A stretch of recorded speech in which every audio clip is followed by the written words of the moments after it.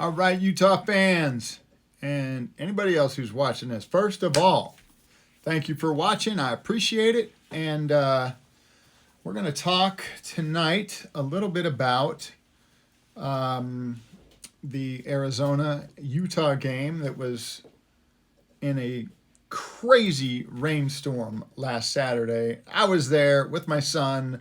We lived through it, and we lived to tell about it. And so we're going to talk about that. We're going to talk about, I'm going to talk a little bit about the basketball game on Monday night. Fun stuff that basketball's back. And I mean that kind of as a double entendre, in that maybe Utah basketball is back. Hopefully we're going to have a winning season. I think we've got the talent to do that. I think we've got the talent to at least make the NIT. Got some young players. We're going to talk about them a little more. You can also watch my preview video for the basketball team. If you haven't watched that yet, I go into a lot of detail there. But now that I've seen them in a game, we're going to talk about, maybe a little updated thoughts on some of them, having seen them in an actual game. There's another game on Friday, so if you're in town, come out and cheer those boys on. It's at 5 o'clock. So tell your boss you've got to leave early. It's a great excuse. I've already told mine. It's all good. Hey, so we're going to talk about all that right after this. For a first down. Nice. That's the shot I'm talking about. There it is. Over the middle. It's caught. Touchdown. Devon Valet. That's beautiful, man. I get Carlson a touch on the block. Carlson from deep, and we're tied. Victory lap of sorts for the super senior. Ginormous double lamp.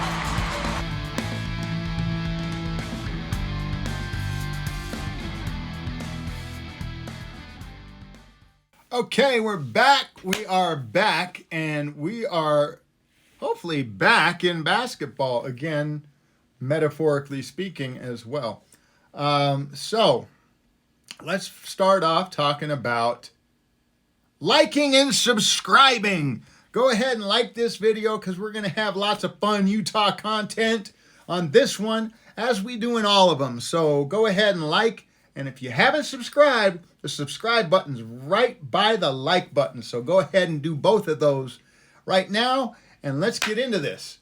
So, Arizona in town in inclement weather to take on the Utes. And, Arizona had a potent offense. They still do, probably. Rain like that can definitely slow down any offense. And we went from a passing offense against USC to a, by far, rushing offense against Arizona. Probably for a couple of reasons. One, Cam was high on a bunch of his throws. And I'm thinking that part of that was, and this is true in kind of any sport, a serve in tennis, pitching, as well as throwing a football. Any sport with a ball, I should say, not so much hockey or swimming or things like that.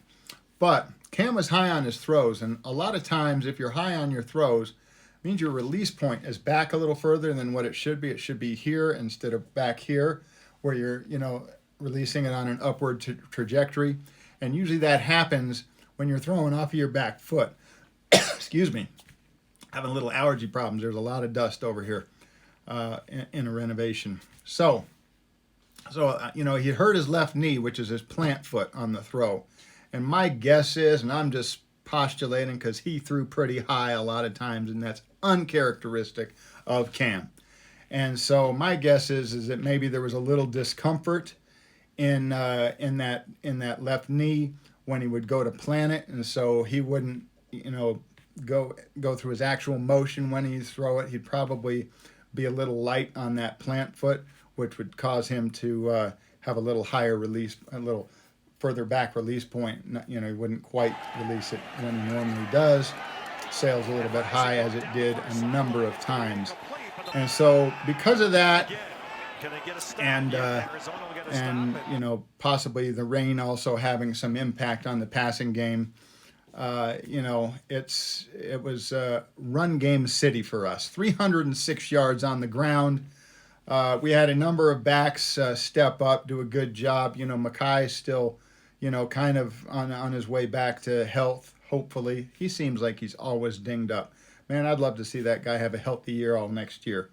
But Jaquindon Jackson had a great game. Unfortunately, not only did he fumble once, but unfortunately, it looked like that last time he got tackled, he landed on his shoulder and may have separated it. So let's hope he can get back quickly because, one, I just want him to be healthy and be able to play.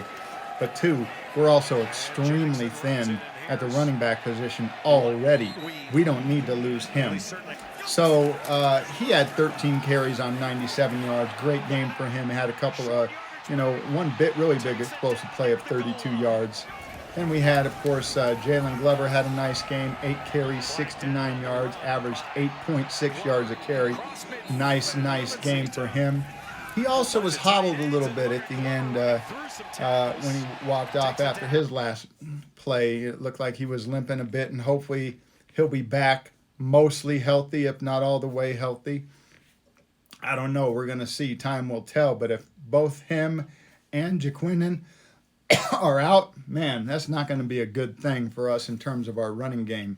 And we're playing Stanford, but, you never know what you're going to get with Stanford. Washington State killed them. What was it? 50, was it 49 or 59 to 7 or 10 or something like that. So, excuse me. I had to get a drink. Yeah, baby. Always repping the Utes. So let me get back over here. So hopefully Jalen is healthy. Time will tell.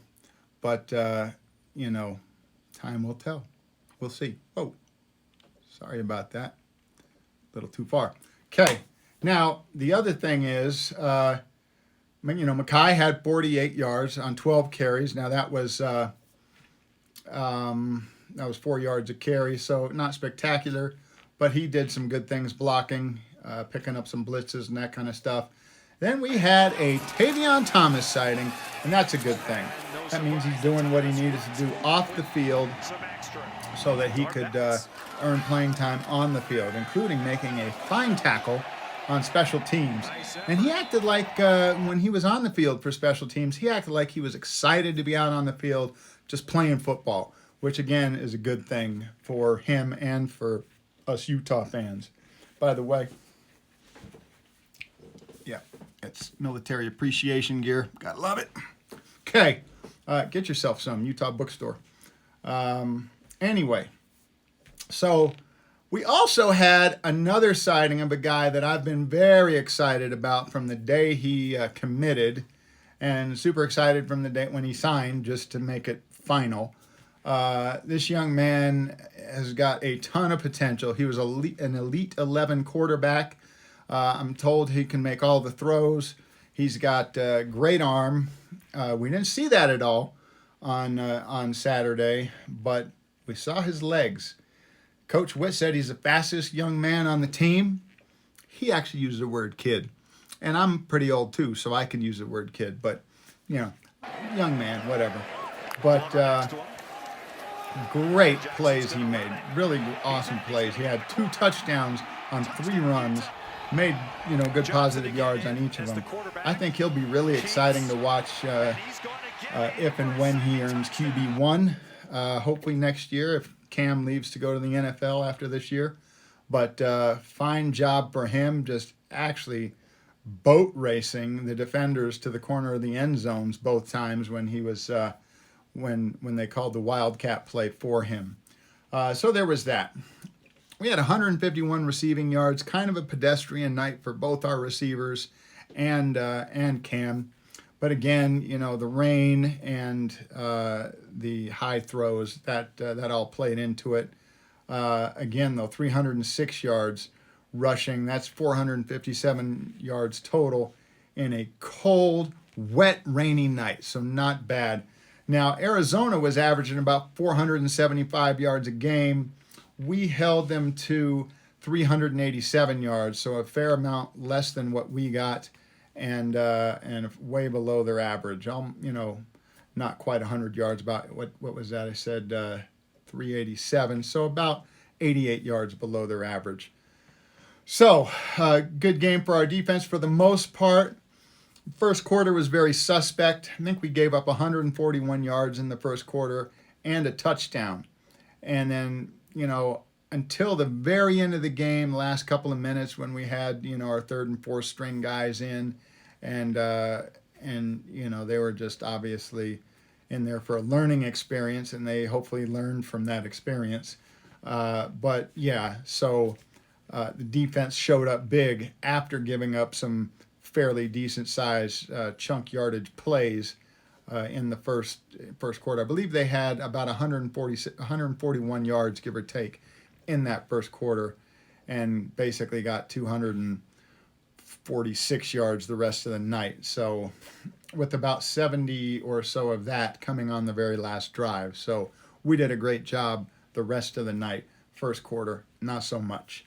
So that's that. A couple of good highlights I hope you've enjoyed while I've been talking about these things. But I think it's going to be a different story against Stanford. Weather's supposed to be better, a little colder, but dry. So that should be a good thing. Hopefully Cam's knee is good enough that he can actually plant and not have any problems with that, and his accuracy with another week of practice and whatnot back. He hadn't played a game in 3 weeks, and so doubtful. I mean, he was probably a little rusty all around. Not to mention still having a little bit of nagging injury going on. So there's that. Let's talk some round ball, some hoops. While I love football, and I'm very excited that hopefully maybe the injury gods will shine down upon us and show us a little mercy and let our players get better and hopefully help us to be able to be healthy enough to have a prayer at beating Oregon at Oregon. It is also the beginning of basketball season. The Runnin Utes are back, and we've got a nice squad. We've got much bigger, stronger, faster. Sounds like I'm talking about the $6 million man.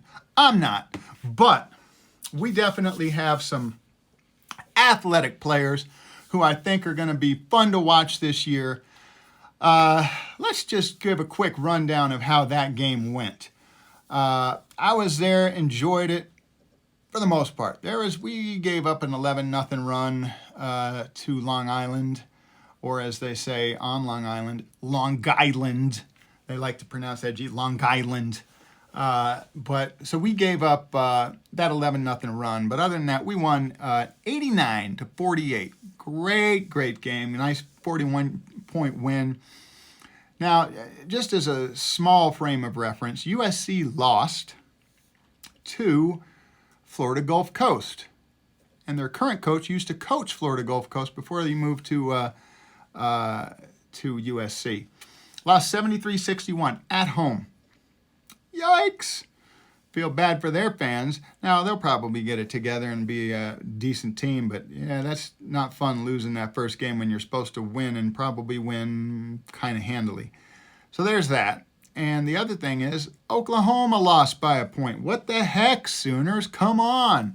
One of the young men that I coached when my son was playing with him in youth ball back in the day, is on Oklahoma, so I'm always rooting for Oklahoma. They lost 52-51 to Sam Houston State. Hopefully that was just some weird stuff going on and they get it together. Go Sooners. Boomer Sooner. Let's go. Okay, now that we got that out of the way, we had that nice 41-point victory. Brandon Carlson was back to his old self. He really looked good. I don't think there was, maybe he forced a three-pointer.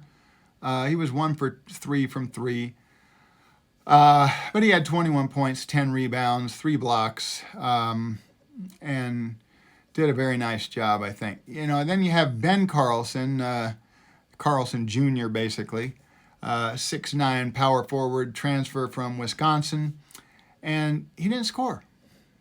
But he added to the game. Let's get that clear. There's a lot of people saying, oh, he didn't do much. He had 11 rebounds in 18 minutes, folks. That's adding to the game. That's, being a great teammate, going up and doing the dirty work, getting rebounds, offensive rebounds, defensive rebounds. They're all important, and they all give us opportunities to have another possession and to score. So, and he played good defense.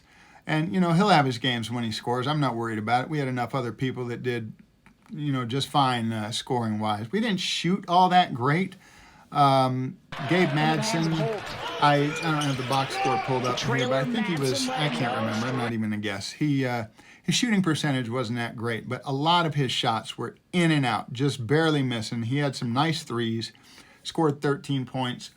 I think he had a few rebounds, played some very good defense. He's athletic, got great size as a shooting guard, and he can play either 2 or 3.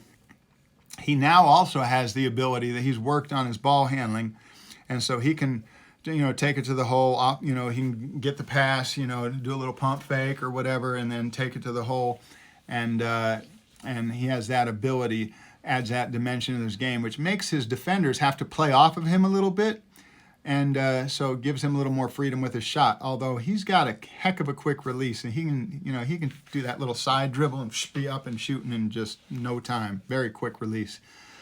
So he's fun to watch. He'll be fun. I think he'll have some nights where he's lighting it up with threes from deep and can't miss. So I'm not worried about him at all. We got to see, some of the new guys, and so one of the guys who is kind of raw. He's only played for a few years, but he's got great size at 6'8", 230, really strong, very athletic, very fluid in his movements, and that's Keba Keita.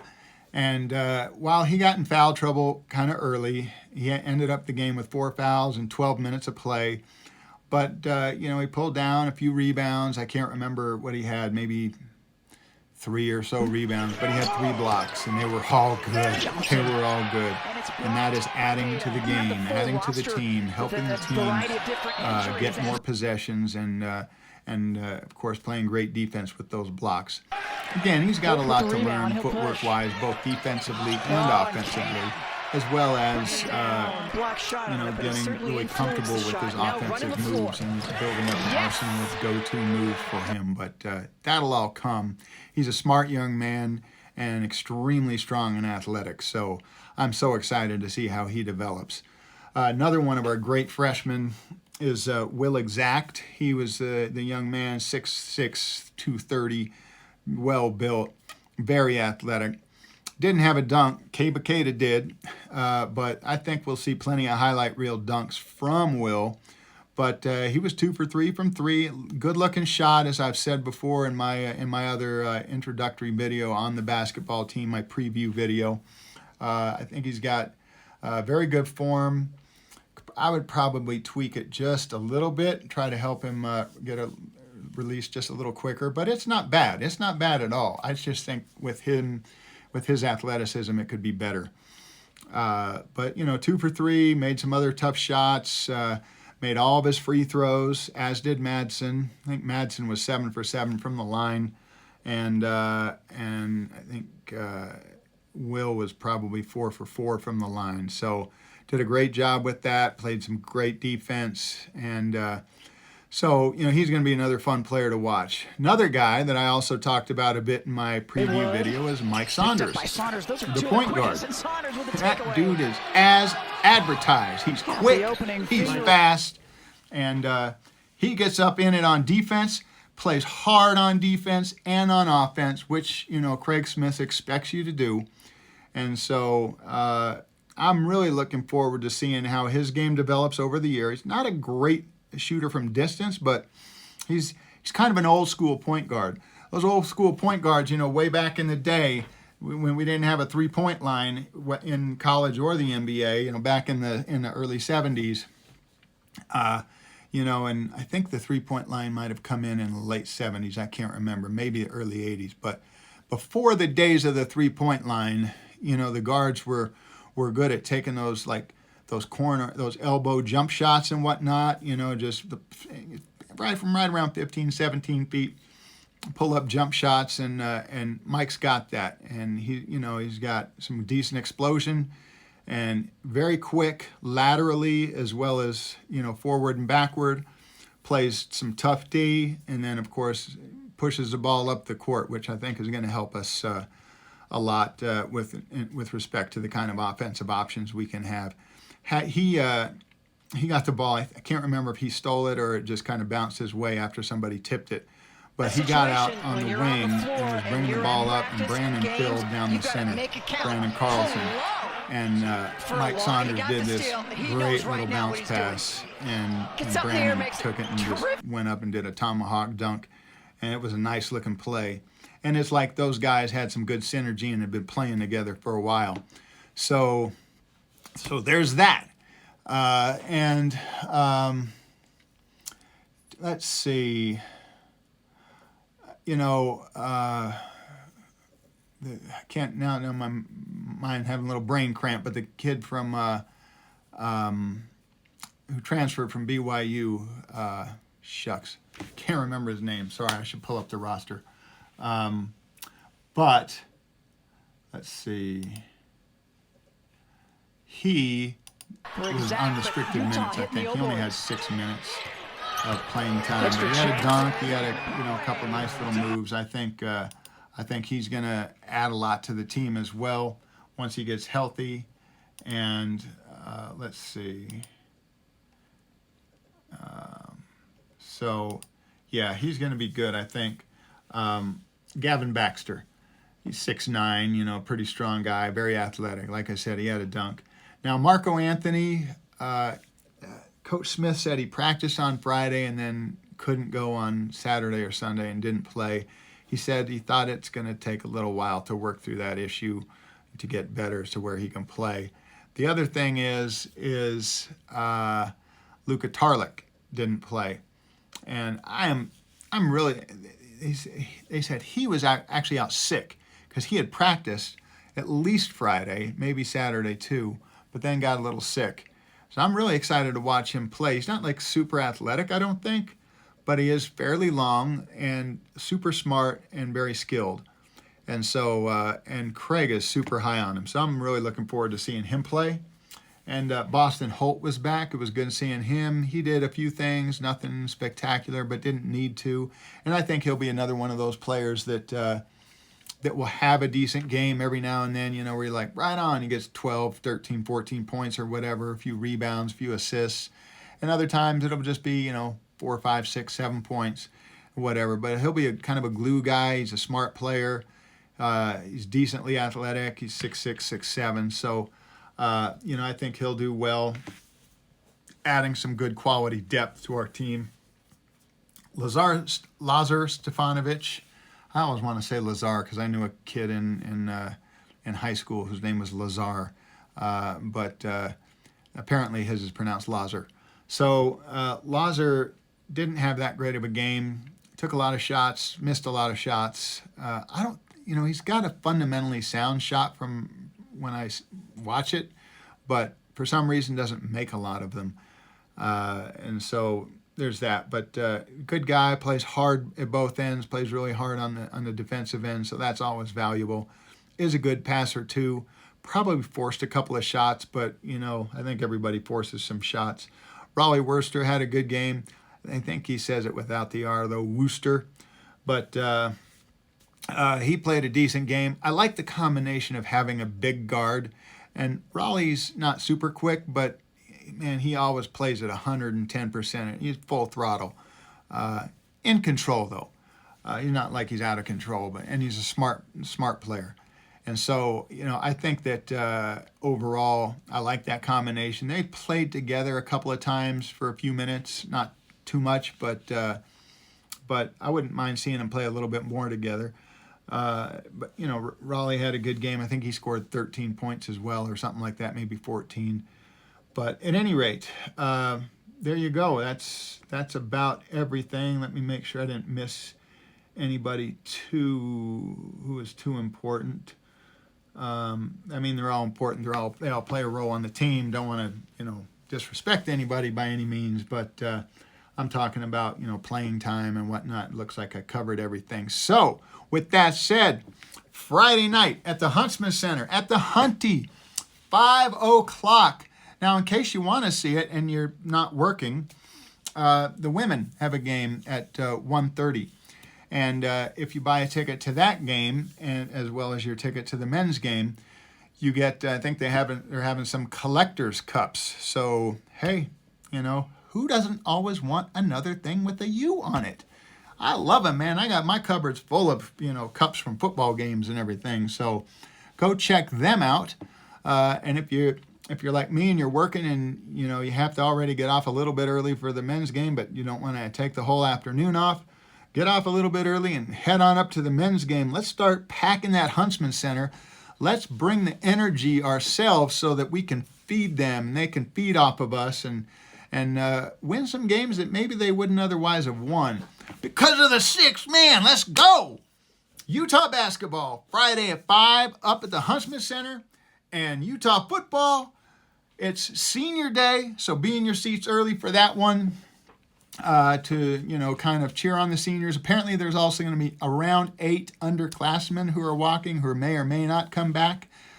And then beyond that, it's also Military Appreciation Day. So hence, bam, this. So hopefully we'll see you up there, metaphorically speaking, because if there's 51,444 fans up there, I probably won't see you. But if you do see me and we see each other, say hi and give me a high five and all that kind of stuff. But until then, you know how it goes. Go Utes.